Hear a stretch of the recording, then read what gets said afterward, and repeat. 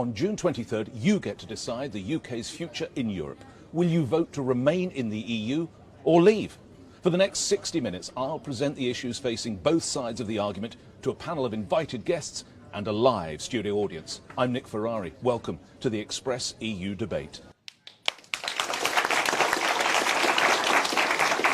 Hello and welcome to the Northern and Shell building in London, home to Express newspapers and the venue for this Express EU debate. So here we are, just 20 days away from the most important decision facing the nation in decades.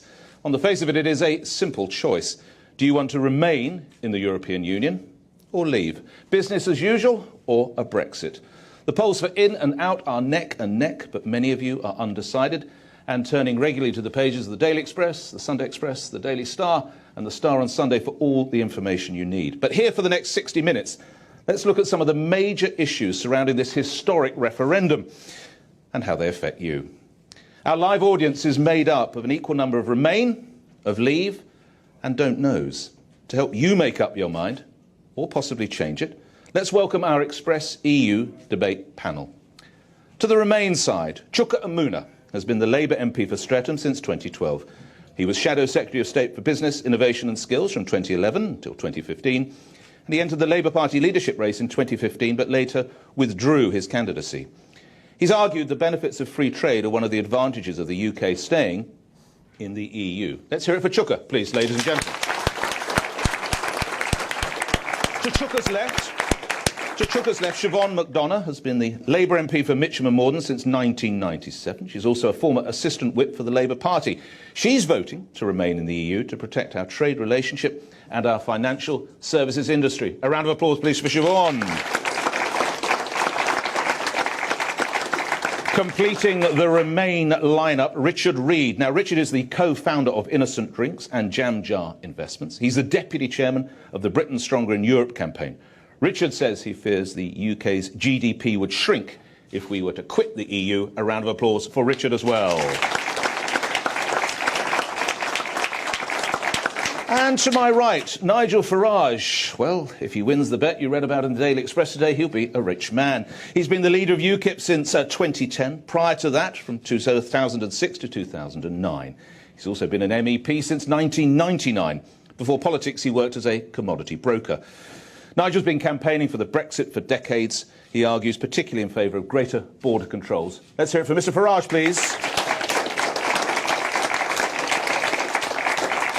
To his right, the proverbial rose possibly between two, I'll let you finish that sentence, is Kate Hoey. Now, Kate's been the Labour MP for Vauxhall since 1989. She served as Minister for Sport under the Tony Blair government. She maintains that Euroscepticism is traditionally a left-wing movement and will vote to leave due to the crippling effect, she says, the EU has on this country. Let's hear it for Kate.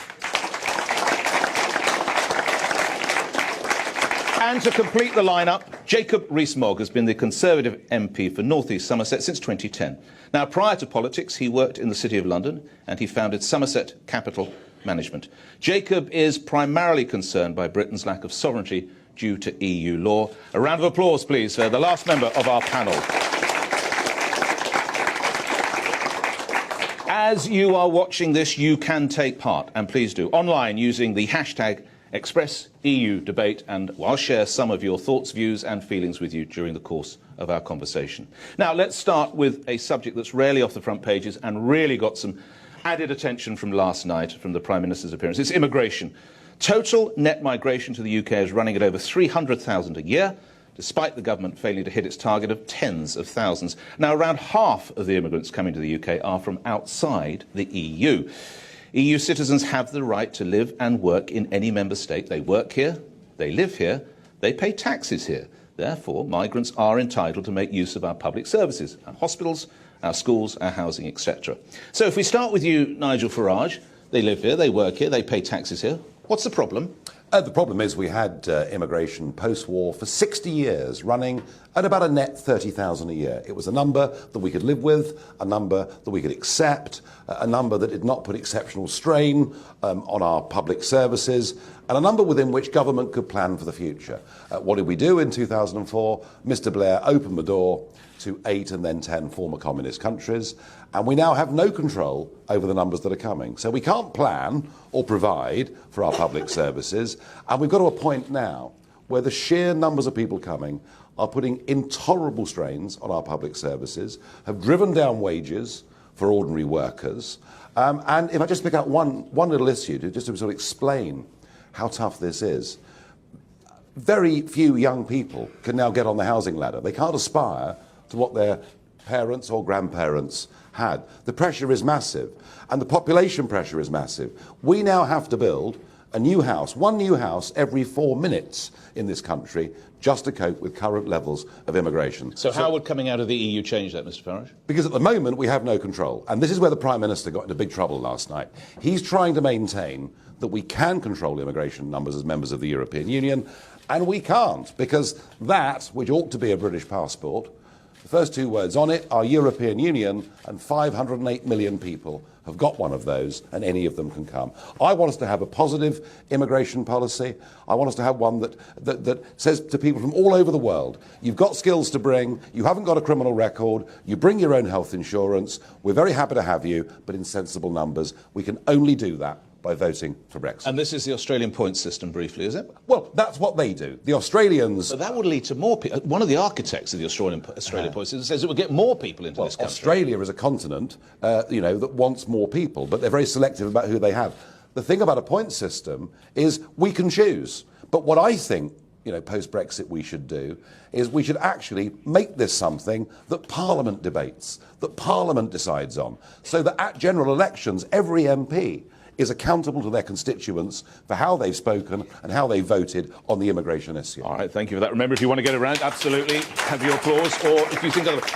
More on that side in a moment. Chuka, you're an MP for an inner part of London, which will feel pressure on schools, on hospitals, on housing and everything. There must be something to what Nigel Farage is saying, surely. Well, it's a myth to suggest that all these problems that we have in our country, whether it's school places, NHS funding, housing, is down to the fact that we have all these immigrants taking these places. It's a very convenient dumping ground of blame for domestic governments of all political persuasions. Look, the reason that people cannot get on the housing ladder in my constituency, and in the SW16 postcode, we've seen house prices go up by over 20% year on year for the last 2 to 3 years, is because we haven't built enough homes. We've got the lowest rate of new build since the 1920s. And the reason that we have a problem with school places and teacher shortages is because you haven't seen enough investment in our schools and you haven't seen enough teachers being trained. Now, it's very convenient to say that's all the fault of these immigrant children, but no, it isn't. It's actually the fault of the government here. And in respect of this, can I just touch on the Australian point system, by the way? Because one of the really important things for people who are listening to this here and on camera to remember is that actually we have slightly more people coming here from outside the EU than from in the EU. Now, we already have a point system that applies to people coming in from outside the EU, but we are still getting more of those in than we are coming from in the EU. And let's not forget to look at the other side of the coin on this. We've got 2 million Brits living and working in the European Union and enjoying the free movement that brings. Yes, we have. We've got 1.5 million people employed in EU citizens-owned businesses here, and we've got over 100,000 EU citizens helping us run the very public services that you're talking about. Let's get the numbers right. There are 1 million British people who have holiday homes in Europe. People like my father who spends February in Spain. They don't count. So there are 1 million. I said living and working. I said living and working. 1.2 million living, and when you include people who work, it's 2 million. A third of that million. It's 2 million. A third of that million are in Ireland, with whom we've had an open border for 100 years because of our historical links. And of the 750,000 who are living, they're mostly on the Costa del Sol or in the west of France, and the vast majority of them actually are retired and spending their money. So the idea that 2 million of us are living and working in Europe simply is not true. It's 1.9. Let's get the facts straight. You can go and check this online. People watching this online, go and Google it on Fact Check. There are 1.2 million people, yes, living in the EU. When you take into account people who are living and working there, it is 2 million. That is the figure. All right, let's not get too hung up on figures. Let's bring Kate. Kate, I heard you muttering and getting quite angry. You're on the Labour side, if you will, although you're sitting on the right, my right hand. What about this suggestion of the number of houses that need to be built and successive failures by governments of all different colour? Well, I think, Chuka's right that there's not been enough housing built, but that's a kind of different argument from what we're here today to discuss, because for me, there is absolutely no sense in us, unlike any other country in the world, apart from those that are in the EU, not being able to control your own borders. And the reality is we can't, because anyone who's part of the European Union can come in.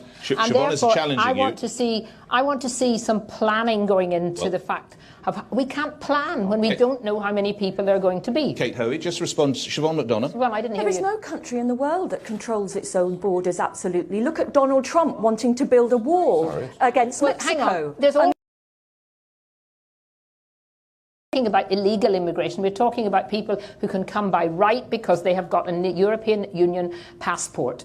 And that, to me, is doing down, particularly countries in the Commonwealth that we have a huge past historical relationship with, that I would love to see more people coming from. No one. And it's this sort of media, I'm not going to blame the media because we're here in a newspaper. No, don't worry.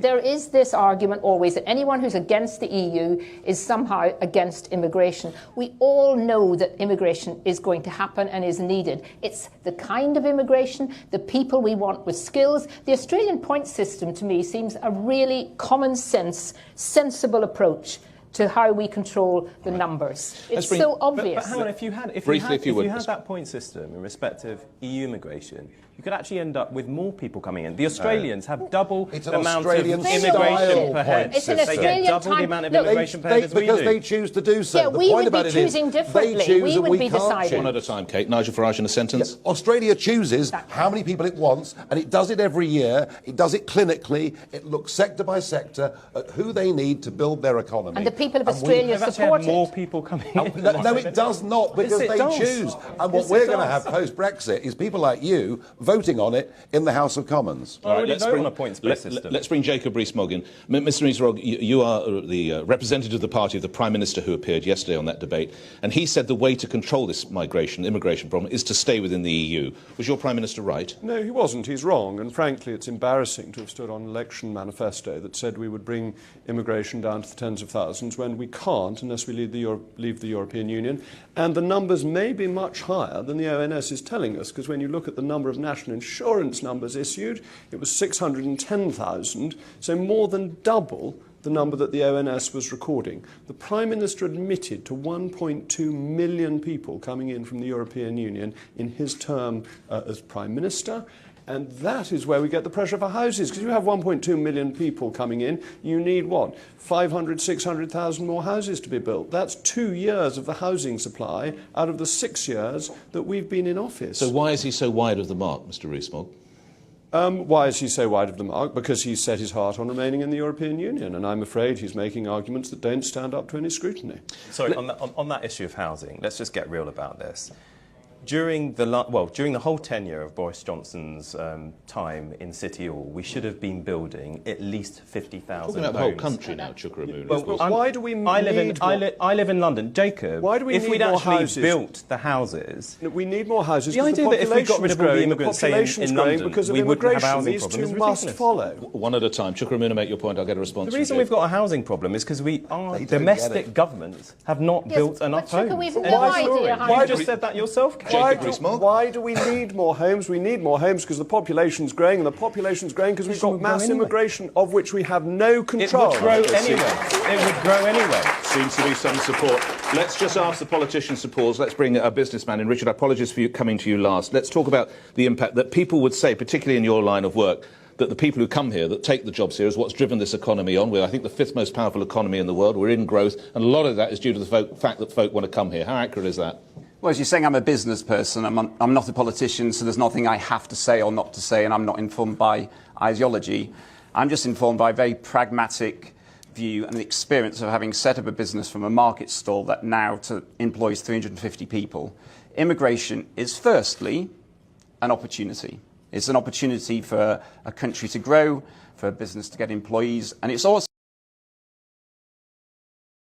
what it did without having the free movement of labour. I could send talented people from the UK into other countries to establish our business there, which allowed us to sell our products into that market whilst generating the revenues and employing many more people here. So it is firstly an opportunity. It, of course, does bring with it some downsides and some things to be managed. I'm not trying to gloss it, well, because there is always a downside to the upside. But firstly, it is absolutely a great opportunity. And secondly, not as a business person, just as a regular person, two little anecdotes.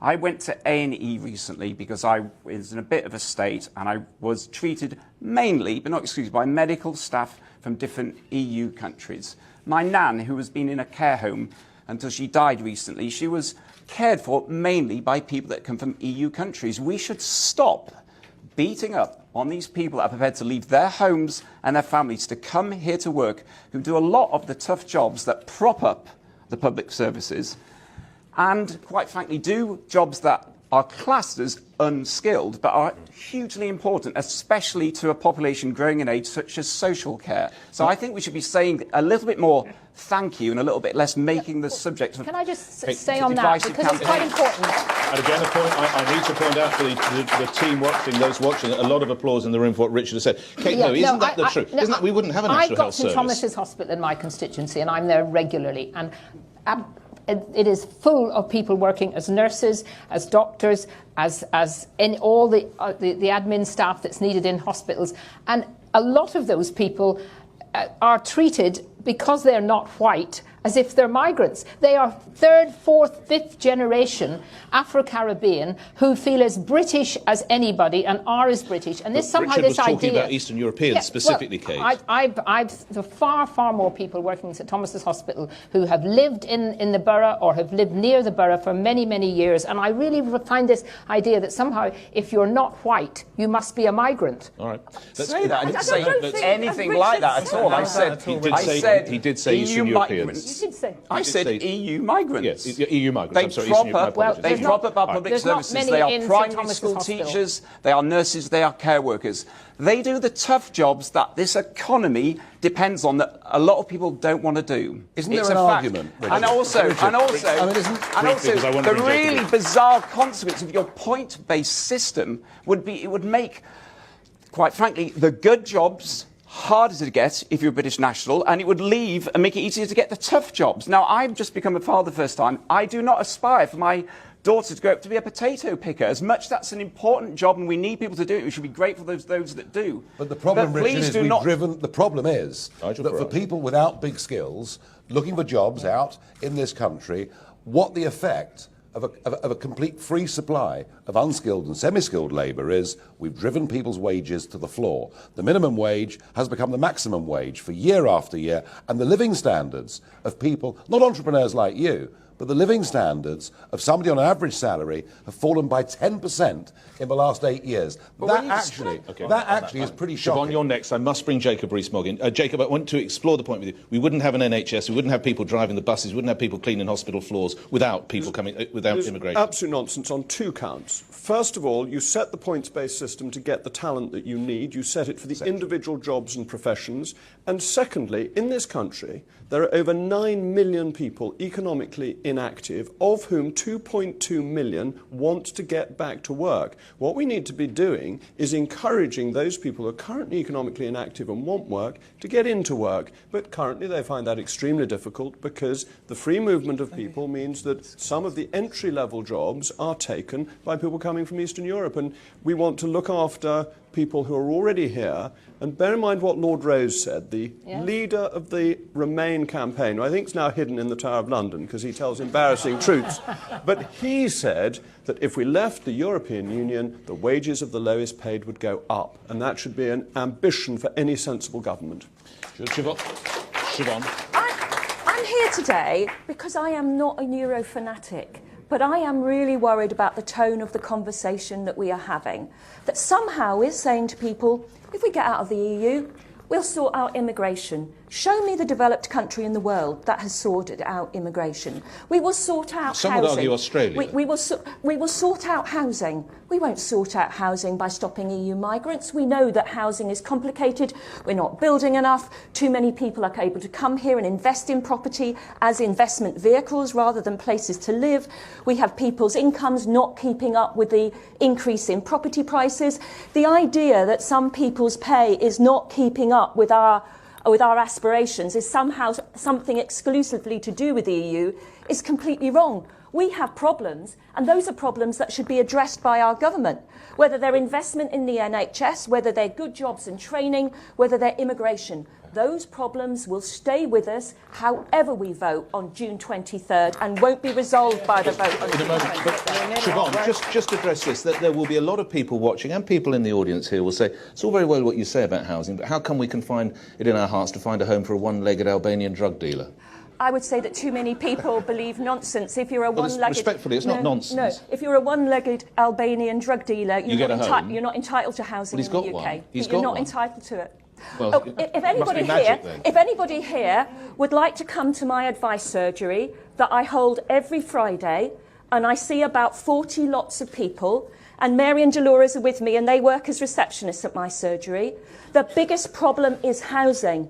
And the biggest number of people who come to see me are people born and brought up here of every age. The second group of people who come to see me are non-British nationals who are not from the EU. The idea that this problem goes away on June 21st, just take a leap in the dark and stick out of EU, you're being sold a pup. All right. I agree with that, and also I'm not having left for the record what Jacob just said, which is somehow trying to imply that the EU is bad for the average worker, which is complete nonsense. That's what the leader of your campaign said. This was a thing that existed to protect workers' rights, the broader maternity, paternity. It is by every single independent economic institution in the world. It came from the leader of your campaign. I'm talking about Lord Rose. Lord Rose said this to the Treasury Select Committee in evidence. He said the wages of the lowest paid would go up if we left the European Union. So you're the deputy leader. Your leader said that that was the case. I'm talking about every single independent global economic institution which has said categorically that the country is better off being in. We can debate all these smaller points. They're important, but they must never distract from the main point. The EU is the biggest market in the world. It is how this country grows. It is the biggest source of wealth. That is good for everyone. If you want to know what workers' interests, speak to the people that represent them. Every principal workers' union is on the record of saying the EU is good for workers. The wages of the low paid are a pretty big issue in my constituency and in lots of constituencies across this country. It is disingenuous, sir, to imply I'm just quoting what your leader said. It's disingenuous to imply that the EU is bad for workers. So are you saying the leader of your campaign is a liar? That's quite a strong statement. And it hasn't done very much for the poor workers of Greece, is it? Let's bring Chuka Amuna. Let's bring Chuka Amuna in.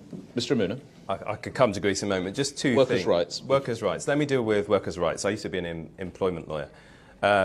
Look, there are lots of things, lots of benefits that you will get at work which are derived from EU legislation. If you're temporary agent,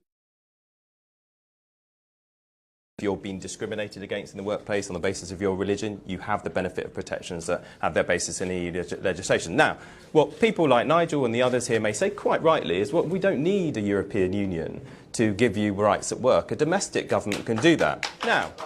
Now that's true. I don't necessarily deny that. But what Kate and I know as Labour politicians is when you have a Conservative government, they don't necessarily protect your rights at work. But for me, there is a bigger argument about your rights at work. That's democracy. Hang on just a moment. That's why we find elections. I hope there'll be a Labour government in the future. Yes, Can you sign an all European law? Is that you're worried there'll never be a Labour government again? If you let me finish a point, because there is a bigger point here on workers' rights. At the moment, at least we have minimum standards that apply across 28 member states. And what that means is that British workers cannot be played off against the workers in other member states. So you can't have a big multinational company saying, look, to Britain, if you don't adopt those same lower wages and terms and conditions in another EU country, we're going to take our business because we have those minimum standards, what it does, it prevents a race to the bottom on your terms and conditions at work. And I want to just deal with this second point, which is this: oh, we've got all these people and they're coming here and they're taking our jobs. Yeah? Lots of people say that. I read it in the Express often. They're taking our jobs. Now, the reality of the situation is the people who are doing those jobs, if we removed them, whatever European they may be, the idea that British workers who haven't been given the skills that they need, and that's the problem, we've got chronic skill shortages, could just walk into those jobs given they haven't got the skills, is for the birds. Part of the problem that we have with people who are economically inactive is that we haven't given them the right technical and vocational skills, more apprenticeships, for example, so that they actually have the skills to do those jobs in the first place. We are not giving. If we got rid of all the immigrants, so to speak, the idea that people without the skills could just walk into those jobs is absolute fiction. All right, Mr. Miller, thank you. Nigel Farage, one group of would-be immigrants made a lot of headlines earlier this week, people who tried to get into Kent, a county you're very familiar with, into Dymchurch. What should happen to those 17 or 18 people now? Yeah, I was there on Monday in Dymchurch. I've got friends that live on the seafront there, and they're very worried and very scared because the only reason we've really had this highlighted is that one of the boats got into trouble and the lifeboat went out to save them. There have been boats coming in there now for several months. Everyone's down there has been talking about it. There were 18 people from Albania who are currently in Dover, as I understand it. Albania is a potential member state, of course, of the European Union. And yet five of the 18... It's the country that Michael Gove wants us to be Five like. of the 18... That's true, actually. 5 of the 18... Well, that's an even bigger endorsement for what I'm about to say. So 5 of the 18 are now claiming asylum. And I fear that if we grant asylum status to people from a potential member of the European Union, we send a signal to the criminal gangs and the traffickers and to people prepared to take risks. Take that risk, come here, you've got every chance of staying. I can promise you, the Straits of Dover, which I know well are not the Mediterranean, with the tides, the sandbanks, it's a risky place. If we do not make sure that all 18 go back to Calais, then I'm afraid we're in for a summer where we will see drownings and bodies washed up on the Kent beaches. We must deal with this. Siobhan McDonough, do you want to get involved in this? I don't think anybody would disagree. If those people have come wrongly here, they deserve to be sent back. If they make a claim for asylum, I'm no lawyer, but I would suggest it should be refused. But the idea that immigration isn't an issue if we come out of the EU is completely wrong. What do you think is going to happen? What the French are going to do if we come out of the EU? Do you think they're going to let our border force stay at Calais? Do you think we're going to be able to see or interview people there? Do you think they're going to stop people getting on the boats? What's going to happen to come them, here? McDonough? Our border will become Dover. It won't become Calais. So what? So what? When all those people are coming here, illegally, then you're going to worry then we about refuse them entry. That is the whole point of having a border. You don't have to let everybody in. Hold on. You've got to remember. Richard Reid in a moment. You've got to remember why the French agreed to this bilateral treaty. Because the train companies and the ferry companies get fined if they take passengers on board. The airlines get fined very heavily if they bring people into this country illegally, and therefore they were not allowing them to board. Ryanair have just got judgment Ryanair won on judgment on forged documents, which they had accepted. But they are not allowed to take people with the wrong documents, and they're not allowed to carelessly accept forged documents, otherwise they get fined. And therefore they weren't taking them from Calais onto their boats or onto their trains. So there was this mass of people being left in France by the ferry and the train operators, and the French therefore had to do something about it. That will not change if we leave the European Union, and it is a bilateral treaty, not an EU treaty. Richard Reid, you wanted to come in on this. Well, I was just going to comment on the illogicness of what Nigel was saying. We're talking about Albania, and they're not part of the EU, and he's using that as an example of why it would be better to come out. It doesn't make sense, because migration is definitely going to be an issue of our era.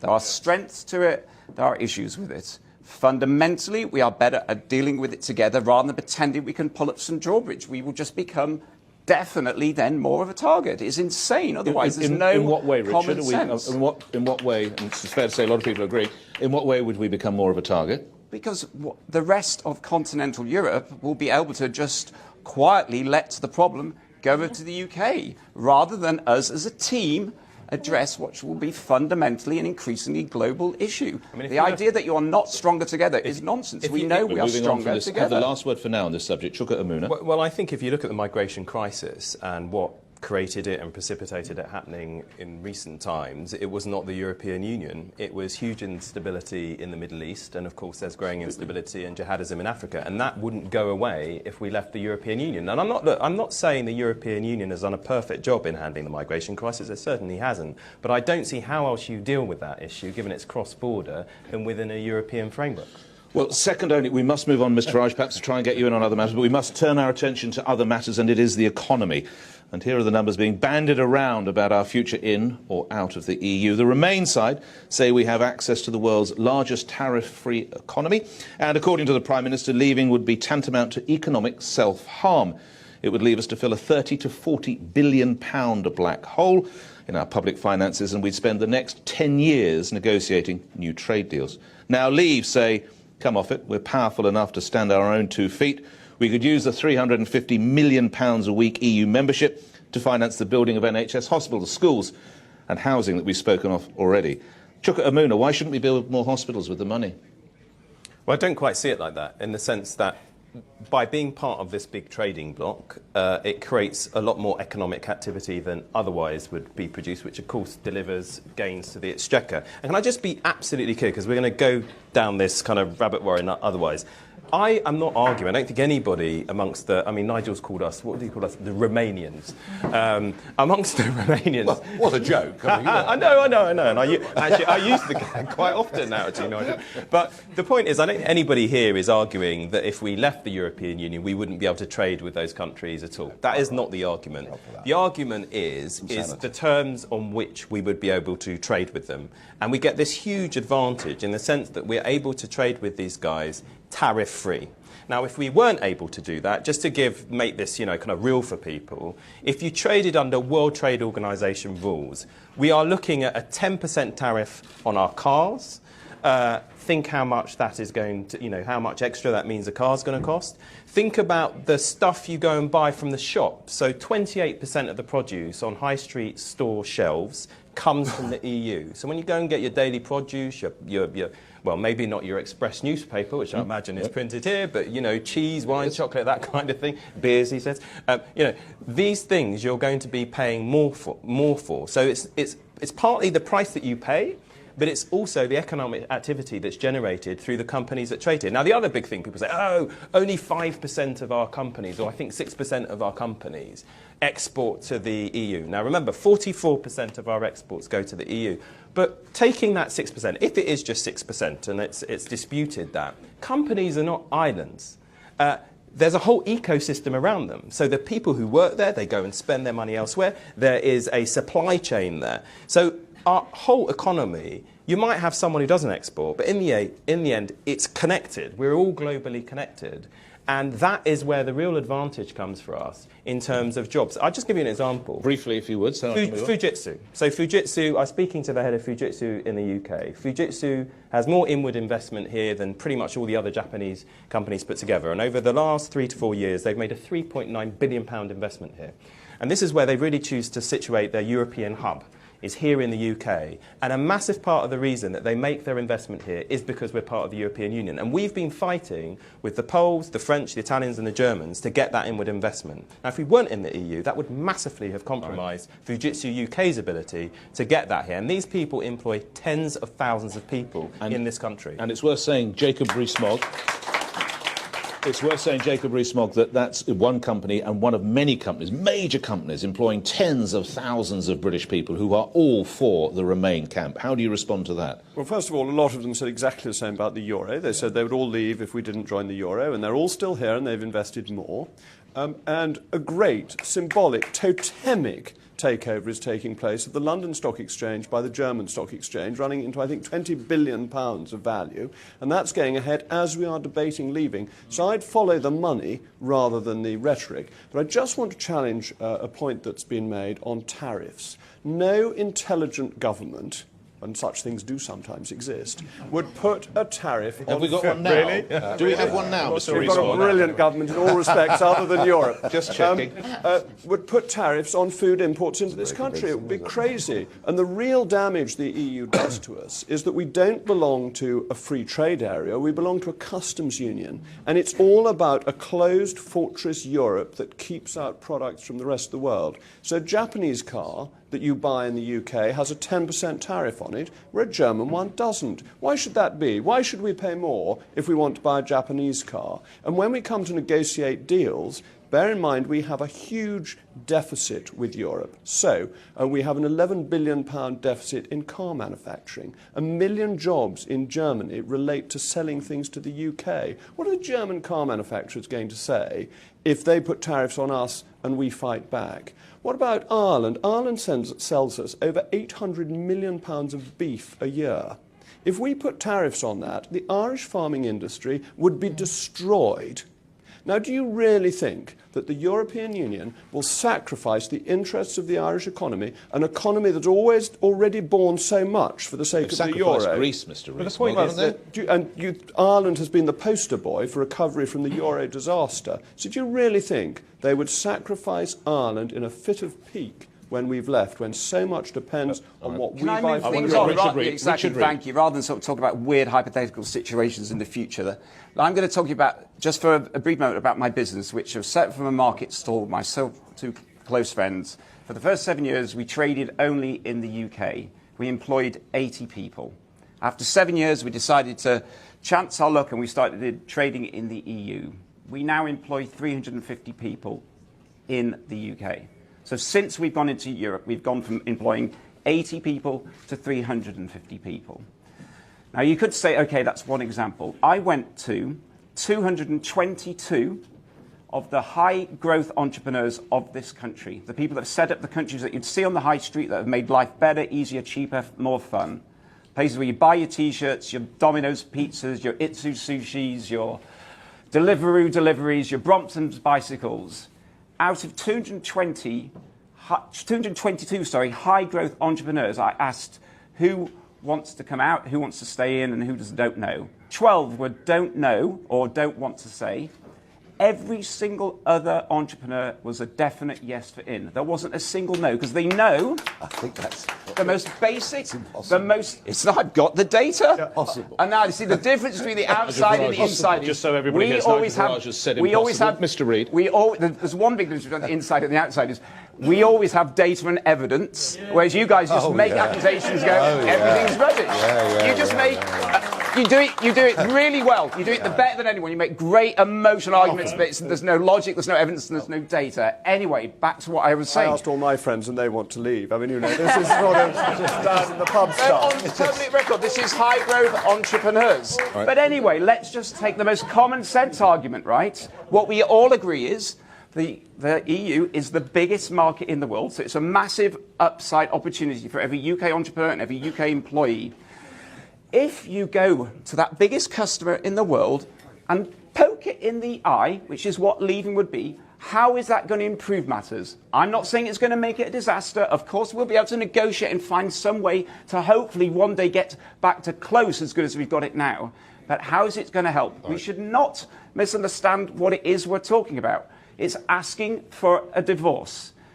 Now, I don't know who's had personal experience of that, but a divorce, if you handle it and you negotiate well, you still maybe get to keep some visitation rights and all that kind of stuff, but you're definitely going to be poorer. Every single economic institution, not individual people, not just saying stuff, but with data, with analysis, it just shows. It's either going to be a little bit less good or a lot less good. They are the spread of outcomes. It's a massive opportunity. We don't want to piss on our own chips. All right, OK, thank you.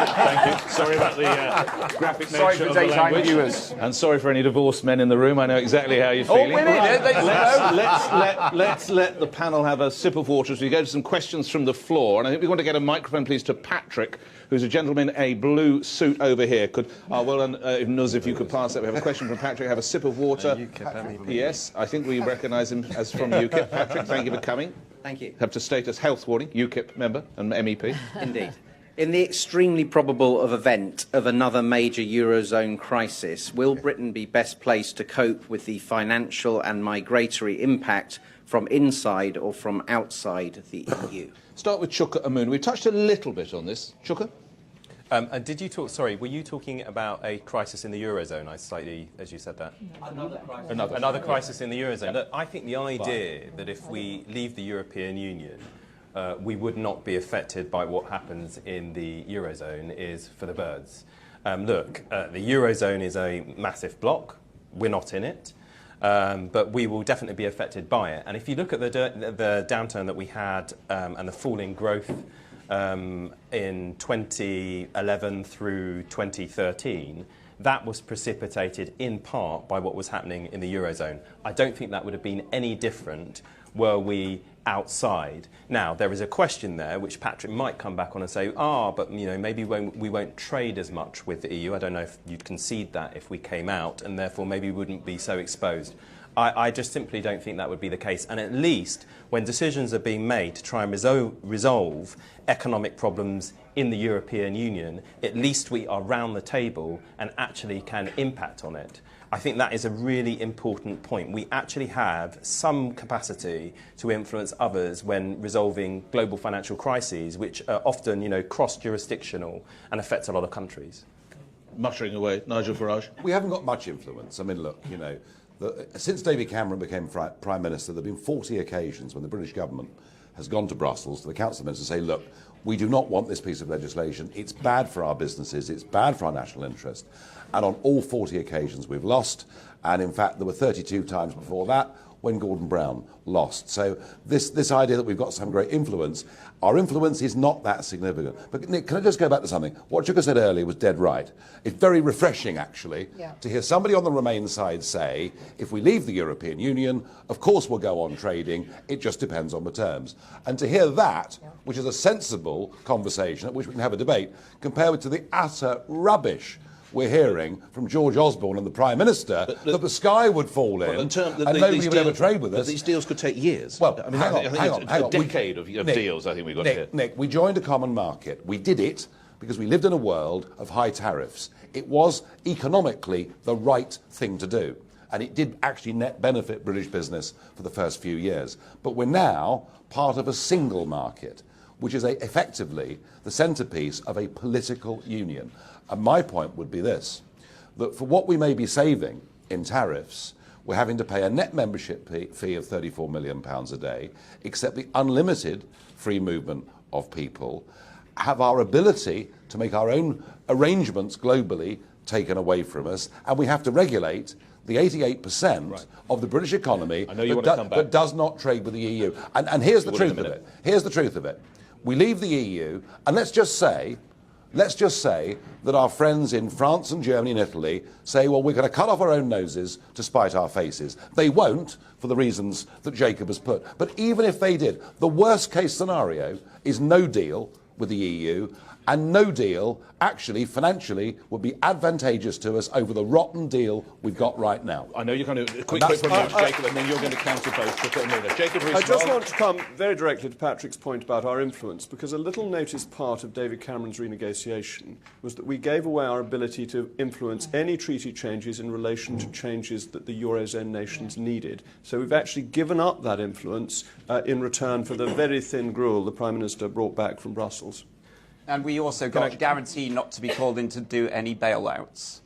Can I just say that I just totally reject this talking down of British influence abroad and in Europe. Look, I hold absolutely no flag for Conservative Prime Ministers, but the truth is, over the years, over the decades in the European Union, British Prime Ministers and Ministers have been quite good, actually, at getting their way. And that's why, if you look at the independent data that's collected on Did the Prime Minister do well a couple of months ago, Mr. Moon? What, in terms of the renegotiation? Yeah. I think he got some important things from it. I've never said it was groundbreaking, by the way. I thought he got some important things from it. But the point is, in 9 out of 10 times, when there is a vote on the European Council, the UK is in the majority side. So why talk down our country in this way? And on the issue of trade deals that both Nigel and Jacob brought up, now and they're saying, well, why would they want to sacrifice all that custom they get from us? I think the point is the EU is a far bigger and important customer to the UK than we are to each of the 27 other member states. As I said, 44% of our exports are going to them, so they're a huge customer in that sense.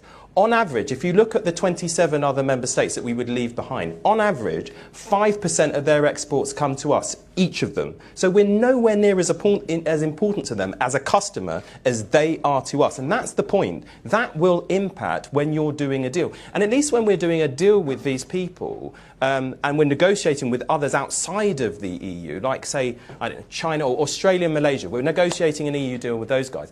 We are sitting on one side of the table with 500 million other people negotiating with these big trading blocs. We are far stronger. We're in a much better position to do that. Let's take And stuck in a blind alley. let's take in a second. There's a James, I think. There's a question from a James on the floor. Where is James? Thank you very much indeed, one of my colleagues. James. Yes, hi. So, if the EU damages our ability to trade globally, why does Belgium, the Netherlands, Sweden, Germany, Italy, France, Ireland and others all export more per head to the rest of the world than we do? Let's start with Kate Hoey, who's been quiet for too long. Kate Hoey?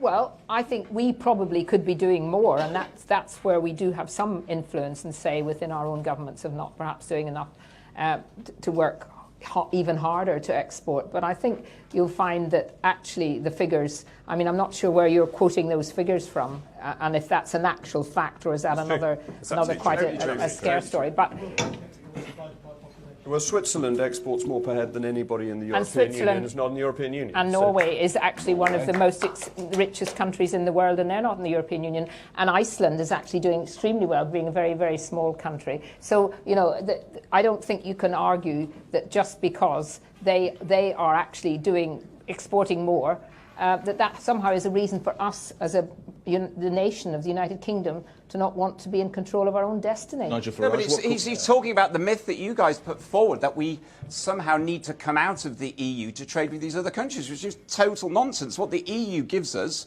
is the biggest market in the world. Great, and absolutely also the ability to go and trade with every country. But in terms of Chucker's point, in total, the BRICS, the fastest growing economies in the world, they represent 8% of our exports versus the 44% of the EU. So please, let's do business with the whole world as we can and as we do, but let's not take our eye off the main prize, which is the EU right there on our doorstep. It's the big the single market gives us higher prices because it puts tariffs on the rest of the world. It increases economic nonsense. That's such economic nonsense. Jacob Rees-Mogg, it's bringing down the cost of mobile phone tariffs, all things like that. That's a high-level international agreement that's being implemented at the European level. If you read Christopher Booker, you'd know all about that. But we have tariffs against the rest of the world. Prime Minister said cheaper socks. Cheaper socks? Ridiculous. We have tariffs on textiles from outside the EU. We have tariffs that make our goods more expensive. If you take agriculture, we have tariffs on fertilisers and agricultural chemicals to help the German chemical interests. And we have tariffs. This is another example. I would just like to say that we have tariffs on very, very poor farmers in developing countries that are actually, I can't understand how anyone on the left can support something like that. The answer to this question.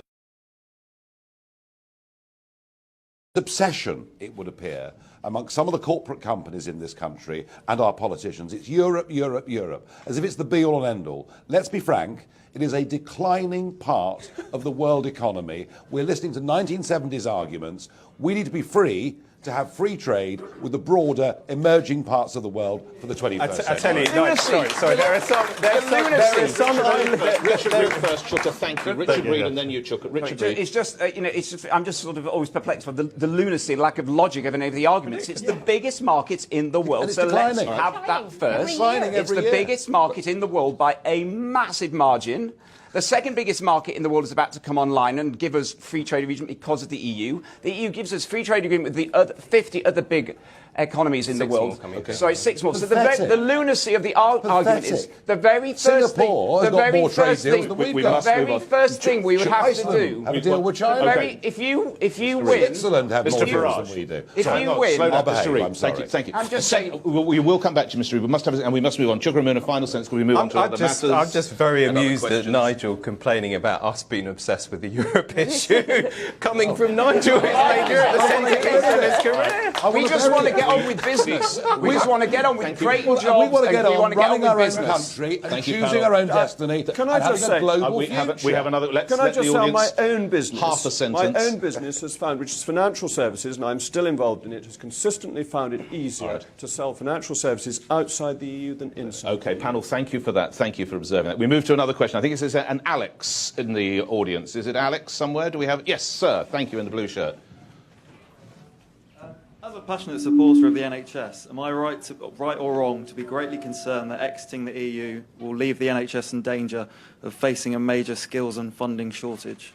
Let's come to Siobhan McDonough. We talked a little bit about the NHS, and just bring another argument in. All this money that supposedly goes out to Europe, I bet the people, your constituents, would love another hospital, wouldn't they? Would love protection of the NHS as Alex. Close it, St Helier Hospital. St Helier Hospital spends tens of thousands of pounds every month on a private agency staff because it hasn't got enough skilled staff. So what are they currently doing? They are out in Spain and in Portugal to attract the highly trained nurses from those countries to bring them back here to work. And they are saving money. So if those people weren't there, there wouldn't be nurses from the UK. There wouldn't be other nurses to come here that easily. They are doing enormously good work here, and they come here without having to apply for visas and the difficulties of doing that, and they do an enormously good job. You know, this issue about the NHS, I'm here because my mum, Breda, is a Daily Express reader. She is 92 years of age, and if you met her, she sounds exactly the same as she did when she got off the boat in 1947 to become the first generation of nurses in the brand new NHS. And the breeders of today are the people from Spain and from Portugal who are coming here to do jobs that we don't have people trained to do. And this government is about to make it worse by getting rid of NHS bursaries and forcing potential nurses to pay student fees. The reason why we don't have nurses, we don't have enough midwives, is because we don't train and we don't invest. Time. Okay, Siobhan, so that's a very good reason why we need to. Can I also just say something? As long as you keep it on Europe, because we're getting a little off topic, No, if you would. sorry, directly to this guy's question, because Sure. that NHS, actually, don't ask the six of us, mate, because, you know, I'm a guy that sells fruit juice, but I do know this. In the same way, if I was on a plane, I want to know how the flight was going, I'd ask the pilot. If you ask the guy that runs the NHS, he is clear and categoric. Right. The NHS is better served off by staying in, not coming out. He's the person we should listen to, not us six. All right. We move to other areas. We now know that immigrants are entering the UK illegally by boat, as we've just discussed, crossing the English Channel from France. We've since discovered this is not an isolated incident, as one of the panel has said. We don't have the resources to fully tackle the problem. Arguably, terrorism should be the #1 threat facing the country, sparking concerns about what the government is doing to protect us from the sort of atrocities we witnessed in Paris and we witnessed in Brussels. So the question is, are we safer in or out of Europe? Many would say, Nigel Farage, that we are far safer in Europe to combat terrorism with Europol and others. Are you playing fast and loose with our security? Well, I'm afraid what Angela Merkel did last year was to make one of the biggest policy errors of modern times we've seen in the Western world. She wholly irresponsibly said, please come. As many of you as want to come, we can accept. And they came. Not a single one of them was background checked. And 1 million people went into Germany alone, about another 600,000 to the rest of Europe. Very, very few of those people would ever have qualified as refugees under the Geneva Convention definition. They were people leaving places that we may not wish to live, but they weren't refugees. And the problem is this. You know, the boss of Europol, an EU institution, says that now up to 5,000 potential jihadi fighters have entered the European Union in the course of the last 15 months. How would he know? The boss of, well, that's his estimate, but that's his job, is to anticipate problems. The boss of Interpol said, you may as well have put up a sign saying terrorists welcome. And I think, you know, when you look at the fact that it only took 8 people to commit those atrocities in France, and when ISIS tell us they are using this crisis to flood the continent, we probably ought to believe them. Do you think they're in Britain? I'm sure, well, to be honest, we've got a homegrown problem already. We saw that with the London bombings. You know, we are not immune from any of this. The question is, are we safer with the free movement of people? And my concern is that those unchecked people that went to Germany and places like that last year will in a few short years have EU passports and be able to come. To me, it is plain logical common sense that by controlling our borders, we will not be completely isolated from it, but at least safer than we would be. Free movement of people has been, I'm afraid, in security terms, a disaster. Shukla Amuna. Well, I'll give Nigel this. At least he conceded and, well, didn't concede, but admitted that if we look at London, the terrible, awful atrocity of the killing of drummer Lee Rigby and other attempts there have been, this has primarily been, unfortunately, a homegrown Different problem. in Paris and Brussels, though. Yep, I absolutely that speaks more accept to that. what Nigel The second thing is, what being in the European Union has helped us with is cooperation in sorting out this issue. So the European arrest warrant, for example, I'm not saying it's massively efficient, but it has been very helpful. We've been able to send out of our country, remove over 5,000 people and bring over 1,000 people back here to face justice, including one of the people who attempted to do another parallel bombing during 7/7. We also have a prisoner exchange programme. We share intelligence through the Schengen information system and also criminal information system so that we can actually get these terrorists and deal with them. So that cooperation, I think, is vital because, let's be honest about this, global terror knows no borders. This is something you do have to deal with on a cross-border basis. And if we came out, do we really believe that we would not have a challenge? I also just want to say something about, I do not believe for one moment that all the people that Nigel refers to as coming in from Syria, I don't believe all these people are going to end up as European citizens. I simply don't think that is going to happen. And also, it's very important. Where will they go, Mr. It's very, well, look, if they became European citizens, obviously, Nigel's argument is they're all going to come to the UK. I don't believe they will become European citizens and get European passports. And another very important point here, free movement does not apply to refugees. That is a really important point because you hear people talking about this as if as soon as you get in, you just go. No, that is not how the rules work. Do we really think that if we were to leave the EU, Europol, which we were actually instrumental in helping set up, and I was a Home Office Minister at the time, that we would not be continuing to be members of Europol? There are countries in Europol who are not members of the European Union. You know, this idea that somehow the only way Europe works in any kind of cooperation is if you have to be part of this political structure. So I reject really the whole emphasis on the idea that somehow leaving would make us less safe in terms of cooperation. We cooperate with countries now. We cooperate with America much more. Or the actual intelligence comes much more from countries like Australia, New Zealand, and America and Canada. The big, that is really important. And none of that is going to end. We are a big country. You were talking earlier about playing our country down. This is playing our country down. The idea that the rest of the world would suddenly say, oh my goodness, the United Kingdom's left the European Union. We mustn't talk to them anymore. There's a complete illogic to what you're saying because you say we have all these beneficial things that we're cooperating on security and defence, so we need to come out so we can keep doing that. That doesn't make any sense at all. And because there are other reasons for coming out which we haven't got onto. The whole democratic argument, which is to me the most important part. You talked about the Five Eyes intelligence sharing agreement, which is an agreement we have with Australia, the US and others. All of the leaders of those countries want us to stay in the European Union because they think we'll be stronger, better, safer and better, they want us better to stay for us in the European Union and like you talked most about of America, the other countries who admittedly, in the EU. Kate was right to refer to America as perhaps being our primary intelligence sharing partner. President Obama has been absolutely clear. He believes on a whole number of levels that it is far better for Britain to stay in the European Union than be out, particularly on security grounds. Because it's in their interest for us to stay in. I'm interested in our interest. I'm interested in this country. Quickly from Richard Reid, then Jacob Rees-Mogg. How can any of us six claim to be that we know what's best for tackling terrorism? That is an unbelievably complex issue. What we do have to say, it's stated for the record, the mass majority of people that work in the intelligence services, the police services, the armed forces, they're all absolutely categoric. They would they're not all. The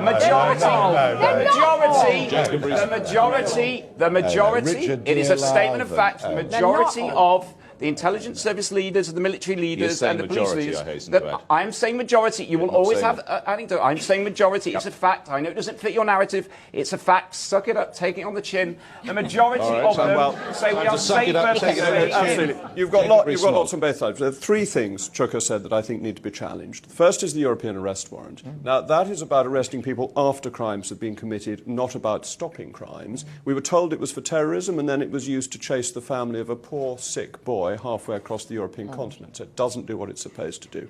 The prisoner reallocation, well, that was all in today's papers. It's failed. Thousands of them are still in this country, unreturned to their home bases. And the third point is, indeed, refugees don't automatically have the right of free movement. As soon as they get a passport of a nation-state of the EU, they do. And the Foreign Secretary reassured us on this. He said all these people in Germany wouldn't be able to come here because the Germans aren't very efficient at issuing passports. Well, I don't think that's very reassuring. And the absolutely key thing is that if we controlled our own borders, we could do what the Americans do, and we could make sure everybody, 24 hours before they come here, send us their details, we can check them against their list, we can take their fingerprints, and we can stop them if we think they are any type of danger at all, which we cannot do as long as we're in the EU. In a sentence, because I've got someone to go to in the audience. So in relation to getting the details, we get those through the Schengen information system. In relation to the European arrest warrant, it is wrong to say that that hasn't worked. Why else would we have been able to send over 7,000 people back to their countries of origin? And look, in terms of prisoner exchange, we have an agreement, a common agreement, with all the different EU member states. Now, I'm not saying it's been fantastically efficient, but it does work. And if we came out of the European Union and we had to deal with them on the basis that we do with non-EU countries, well, we're going to have to negotiate prisoner exchange, information system management exchange with 27 members, the current 27 other member states. How long is that going to take? All right, now both sides you'll want to hear from the next person, because as we move towards the final stretch of the debate, Camilla is as yet undecided. So if we can get a microphone to the young lady with the black top. You're undecided and you have a question. Where are we going, Camilla? So I'm a journalist on the Sunday Express, and a lot of our readers are concerned about security. And I think, not to scaremonger more, because we've probably had enough of that on both sides, we are facing the prospect, somewhat terrifyingly, of Donald Trump perhaps becoming the next American president, a man who doesn't seem to believe in NATO, who doesn't seem to believe in protecting people abroad. If America abandons us and we leave the EU, aren't we going to be left in a lot more of a precarious position, not least with the prospect of Putin still being in power? Nigel Farage, how concerned should we be about being stranded then if we've not got the EU with us, running to nanny, some would say, and we've got Donald Trump in the White House? Well, we could have Hillary in the White House. I don't know what the outcome of that is going to be. Look, I don't think... Would it be Trump or Hillary? Who would you I would choose? never vote for Hillary. I think she's a crook. And So you go for Trump? And I think she'll get found out. So you go for Trump? I would certainly not vote for Hillary. I think I better just say that if there's no evidence... I worked for the company at the time of Whitewatergate, and let me tell you, I saw... Let's move on. The Express newspapers... You don't have Does that to mean you vote for Trump? You vote for Trump? I might abstain, but I wouldn't vote for Hillary. But it is worth saying... You want to vote for Trump? It is worth saying the two world figures that are pro-Brexit are Donald Trump and Putin. They're the two guys that are for it. Putin hasn't said a single word on this. The guys that are for the European Union include Oswald Mosley, the president of China. Back to Mr Farage. You want to play that ridiculous game? No, this is important. This is important. So, Just for a point of clarification, Express newspapers do not necessarily support the comments. They're personally held by Nigel Farage as regards Hillary Clinton. We move on to Britain out of Europe and with Trump in the White House. Nigel Farage. I didn't think she's a crook. I didn't say she definitely was one. We move on. You don't know how much I'm getting down my ear right now. I can hardly hear. Okay, in terms of security, military security, the European Union wants its own army. All right, it's very simple. I confronted Nick Clegg with this back in 2014. He said I was a dangerous fantasist, and now we know the day after our referendum, the plans for a European army are going to be unveiled. I am very worried about that. I'm very worried about what I see, an expansionist foreign policy that the European Union has. It's been very provocative in one or two parts of the world already, especially in the Ukraine, where it behaved... Outrageous. Where it behaved in the most... You are rewriting history, Nigel. Well, it happened 3 years ago. It really was outrageous. quite disgraceful. And I fear with the European army that we would find ourselves dragged into new conflicts, which frankly were none of our interest. The better model than a European army is a military structure where nation states cooperate together rather than giving up their ability to make decisions. And I do think that NATO has served us very well. And I frankly think it impossible that President Trump would take America out of NATO. I cannot foresee any circumstances. I don't see any circumstances in which he would. I really Except don't. his own views. I really, well, his bark in a campaign, I don't think in office he'll be anything like as extreme as we fear. Let's get Chukwuemeka. You're almost jumping out of your seat. Well, increasingly, Nigel's sounding like a Trump sympathiser and now a Putin apologist. There is absolutely... Were you happy with the Ukraine? Were you happy that we actually encouraged the overthrow of an elected leader in the Ukraine? There was a coup. Look, there was a coup. It was a disgrace. What happened in Ukraine was President Putin walked in there and took part of that country.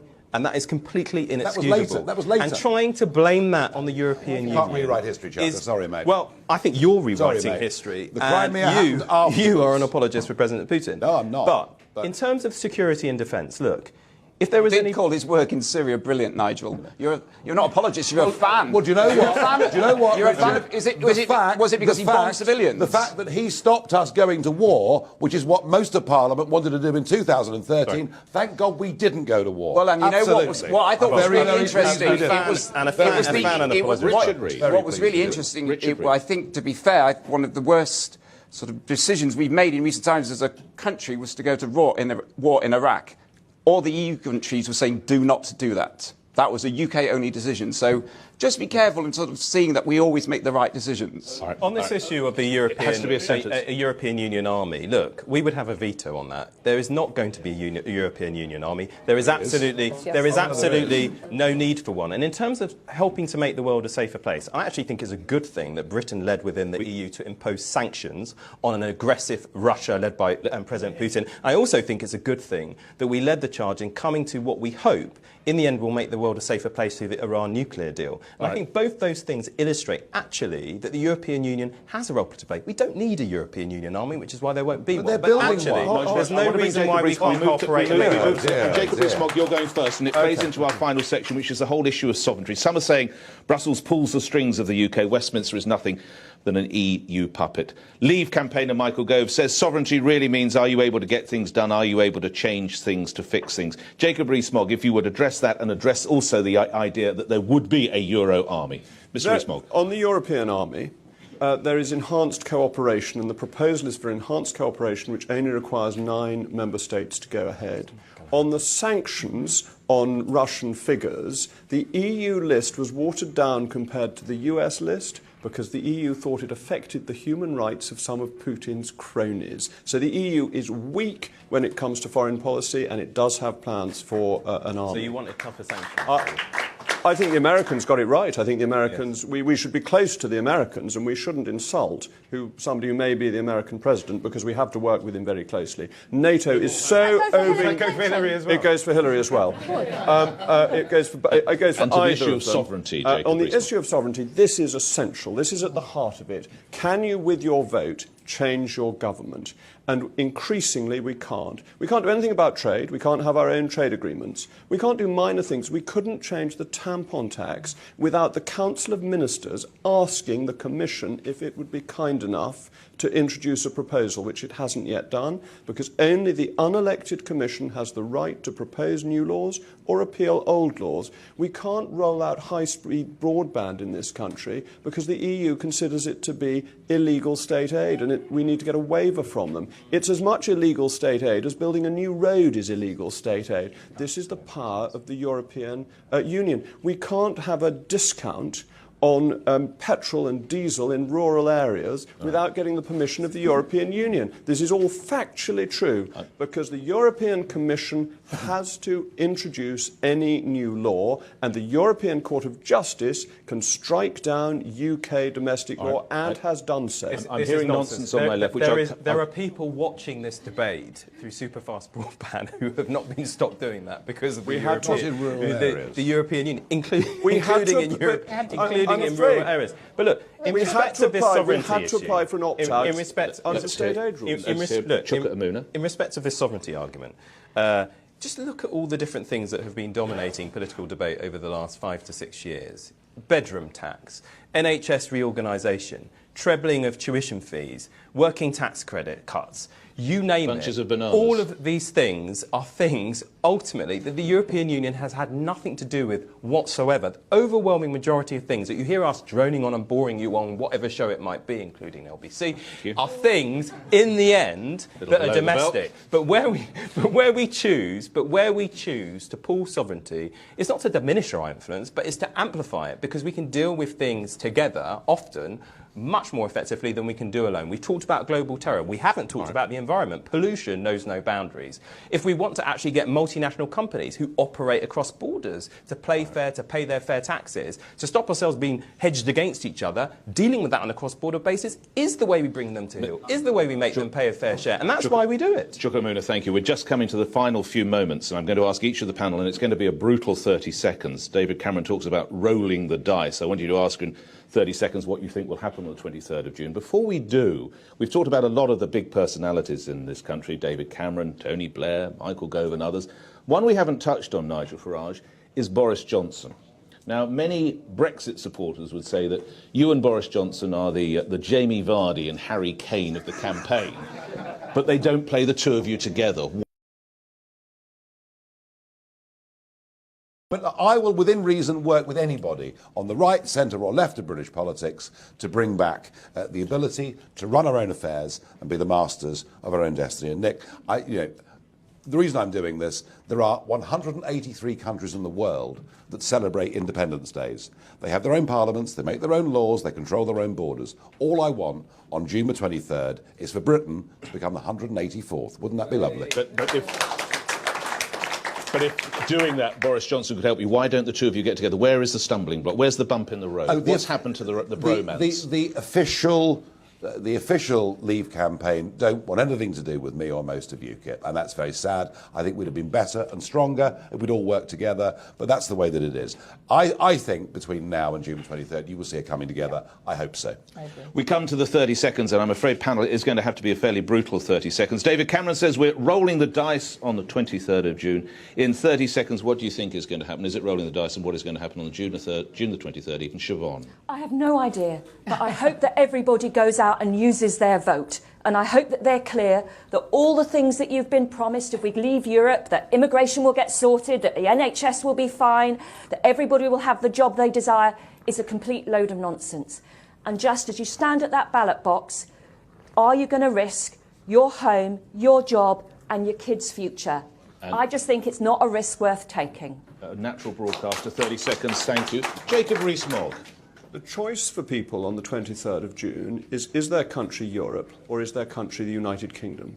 Is it a bureaucratic, run by the Commission, inefficient, failed state of Europe, or is it a democratic, free United Kingdom where their vote can change the government and change the law? Jacob, thank you. Richard Reed. Well, I'm a Yorkshireman, I'm a Londoner, I'm a great British citizen, and I'm also European. They are not conflicting identities. We can be all of these things. Europe is the best and biggest opportunities there is in the world. We've got the best deal that you could possibly imagine. We get free access to it. We haven't had to take the euro. We haven't had to take the Schengen. We will not get a deal as good as this. I am not saying it's all doom and gloom if we come out. It just won't be as good. Why we would vote for that, it doesn't make sense. Thank you for that. Kate Hope. I think people on June the 23rd will vote with their instinct, with a feeling of what they want the destiny of their country to be. And I hope that they will look at what we have become within the European Union and actually become more positive about our future outside what are shackles of the European Union. And I believe very strongly that this will be a decision taken by people out there who are not particularly interested in politics, who've not joined a political party, who are just people who are fed up being told by unelected bureaucrats in Brussels what they can do and what they can't do. And this is their opportunity to have payback to all the elite and all the establishment who've gone along with this for years and given them no chance. Thank you. Kate, thank you. Amuna. Well, look, I'd invite people to adopt a big vision of who we are and what we can achieve as a people. I think we should be self-confident. I don't buy this tripe that says we get trampled over whenever we want to get things done in the European Union. Far from it. We provide leadership. People follow where we go. Let's stay big. Let's stay strong. And let's not rob the next generation, who ultimately, that's who this is about. Let's not rob them of their futures. Let's not diminish our country. Let's stay things in the world, promoting our values and promoting prosperity, not just here, but for everyone. Thank you, Mr. Noonan. Nigel Farage. This time last week, I would have agreed. I didn't have a clue who was going to win. This was the week that changed the referendum, in my opinion, to see significant figures getting on to the main issue. Frank Field, I saw last night on Question Time, he was tremendous. We've seen Boris Johnson, Michael Gove, people realising, major political figures, now realising that the only way we can solve the number one problem in British politics, namely excessive immigration into our country, is to vote for Brexit. And now there are lots of voices out there saying it. I have absolutely no doubt now Brexit will win, which is why I went to Ladbrokes yesterday and put my money on. All right. It's still 5-2. It's a very good price. Oh, that's interesting. Interesting. Chuka Ramuna, are you going to put a bet on a Remain? I think I should. Well, you're going to put a bet on a Remain? I think I should. How much are you going to put down? He put £1,000. I'm not sure I've got his money, but I'll put something. Finally. You wouldn't afterwards. Finally, when the dust has settled and we've voted... We'll see, won't we? We'll see. Remain, thank God some harmony's broken out. To remain or leave. Will David Cameron remain or leave at number 10? So along the panel, it's simple this. Remain or leave. Will David Cameron after June the 23rd remain or leave inside number 10? Richard Reid, can I start with you and we'll come along the panel this way? After June 23rd, it's a one-way answer, if you would, Richard Reid, for David Cameron. Remain or leave? Yes, of course. This is not politics. This is about the country. Don't confuse it. Remain. Siobhan? He wants to go. Leave. Chuka? I don't care. Nigel Farage? Leave. Kate Hoey? Leave. He can't negotiate for us. Jacob Rees. Remain. Thank you. How loyal. God save the Prime Minister. That's it for this Express EU debate. Let the applause ring out for, in no particular order, Kate Hoey, Siobhan McDonough, Chuka Amuna, Jacob Rees-Mogg, Richard Reid and Nigel Farage. Thank you to the audience. Thank you for watching on express.co.uk. Keep reading the Daily Express, the Sunday Express, the Daily Star and the Star on Sunday for everything you need to know. Hopefully, we've decided, help you decide which way your vote is going. And of course, you can follow everything at express.co.uk. The vote takes place, as if we need to remind you, on Thursday, the 23rd of June. If you care about what happens to Britain, you must vote and follow, of course, all the information in the Express title. So from the Northern and Shell Building in London and from my panel, I'm Nick Ferrari. Thank you for watching and good night.